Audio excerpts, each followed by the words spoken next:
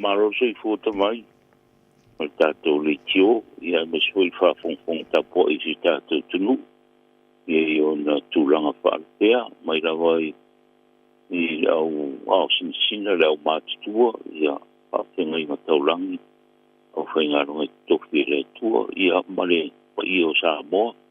masani ai, ia whataro whatumare nganga whaaro tawai. Malo fa te tele mole taimi nei tai au fi fo i il malu lu ne vi taimi fa talo molo si fu la de lei il lo fa malanga de lei ta ma tai fa tano wal ta po kala me per masne so lu basti tasi e va nga tele ta no lo fa fa manta manga ne o tus for lau o te lo le mo ta to ia kila ne lo fa ngo fiena a malanga tu ma fe lo fo ta to fisa ai mole ma maru le tunu wala ngo ta fa sa lo so a to ni sila mo te lo va ngo lang Bola tula ia tamo mama o kilani. E sef so sani foi le mase vai nga fa mama venga mona to fa bon mole. Ia hafte e ta vai e tulanga e me se la vai ne tatu tangata mama o kilani. O isia mai tani din pasolo mai e ku i spito ni si. O le awala fa ngo ia ta vai o le vili mai i tatu o visa. Stai mi e sa no po i lo berno. Ia ono sota i merere ofise se email address e lafo ko i le form o le tau sanga. Ia tu o ieira ia e documents in marau mi o te whanau ia pol kusora o expire ia o wata ia ku mo se te utusi ia ona lafo mo i le ofisa pai kuia ia e babe ai. Então, me alea processi ka ko visa ia ko soka ia ko ira fo. Ona o foi fian stongi mai i online i account foi e so tenho brave fa ni on po. Al kanga le wori lo lang ku sola.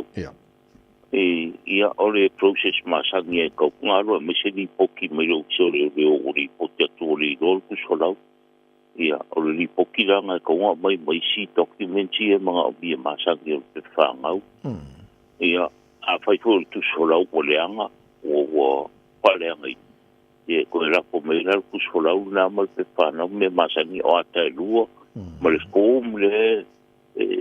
rapo apure i meni e scan a koe. Ia, ngā rapo meira o process e siri a kulunga e inisi e o fio i Samoa. Ia, kau saure o ki lani no foi na ia so e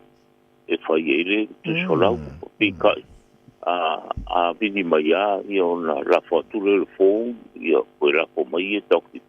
ia documents nga mga umia ia la processare ma se ni ku solau ko sani ne ta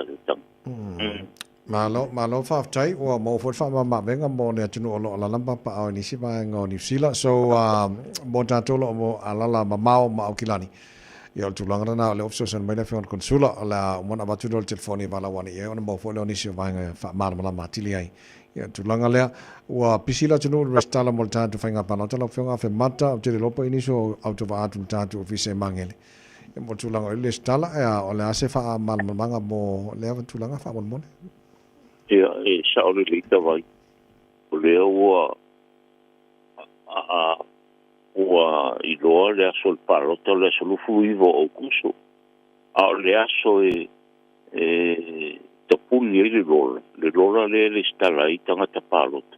o le aso lusu fitu o yun o le aso le le alo nunga to le uwa i aso a ro wa i alava le ngaso mai si tato tunu ia e fia maranga i sa mo e le stala e tonu i o koi le mele online le nga fai a kungi ia e te umea molo tu solau ni sila le o le ora fai ngō fia tawai o lo sau ia nga mawore o lo exception stamp o le tu solau ni sila nga wa mga umia o istanga tanu o sa moa ke le skalai ia la kuara molo tu solau ni sila le ia o ku solau sa mo e mga basic exemption stamp ia maro pe papa nau e le ka ko ni silangi ke le nga i pe fanga au sa mo ta ko pe ni la ho ki nga nga chu fa ku e foi pe fanga o ko ia au ta to ni ala ku mo a fai o so la New Zealand ia la ku o ye exemption stat ma lo pe papa na o e sa o ale i tere fai de skala a fai o ke fia e te fia le stala lo so fa matai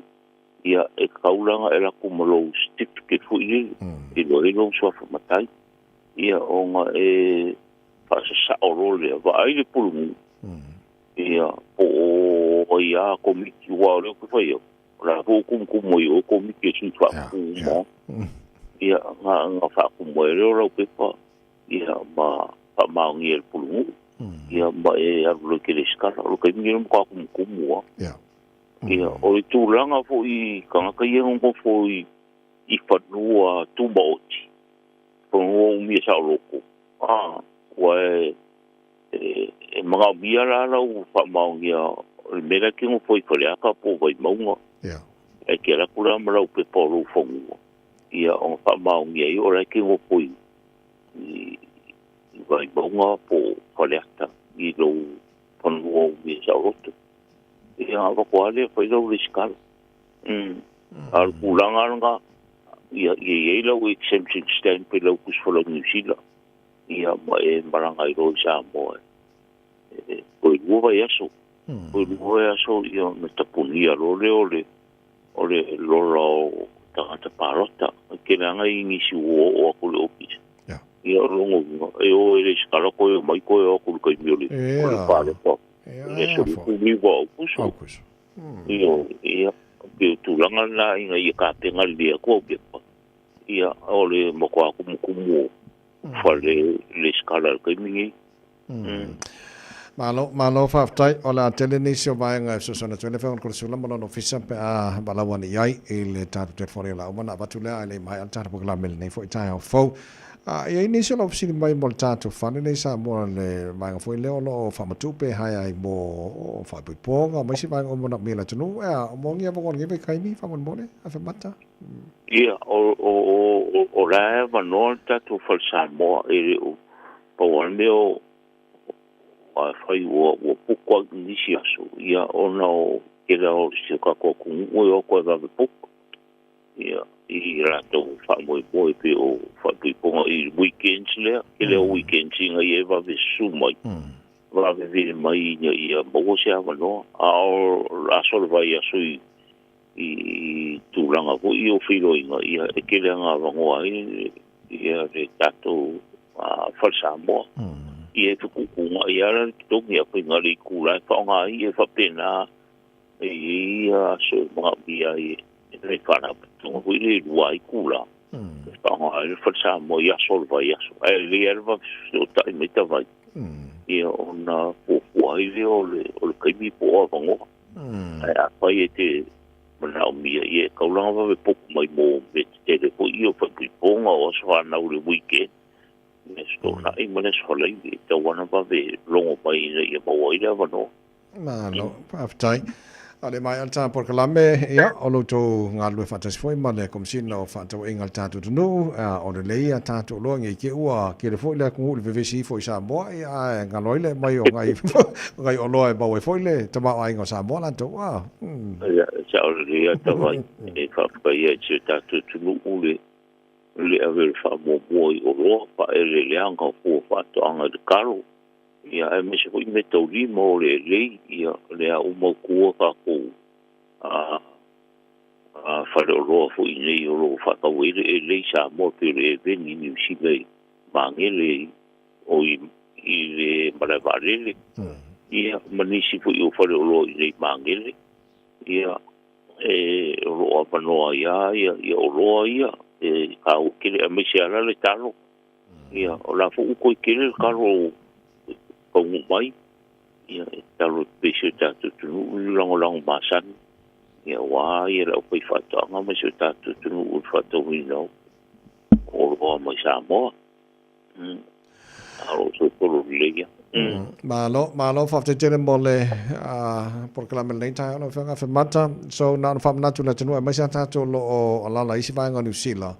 e fia whaia tātou tus whalau, o nau wha mama venga pe ona sau nole whionga konsula nei tai au, e ia documents e whaina la fuatu wha tumu, ia e mala ngai whengo whiana mo fo ia, a me se vanga tus whalau, a nisi vanga uma, ia mala wanile official na whionga konsula, toru tasi lua, ai wala au mai whafuatu o Aukilani, wha ngale no code number o iwa, toru tasi lua. Ia mo leo malava fo taimi, tara noa train wha lama ne whionga konsula mulana official. Ne bainga fia mana lama ini atu no ia se bang nai se fainga se fia sa no e fa multa por kalame ia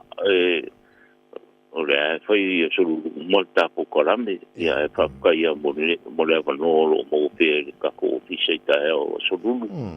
te vai malta to ritio e mi se fa fun ta po isu ta to i ku fio nei che lo pero mo wai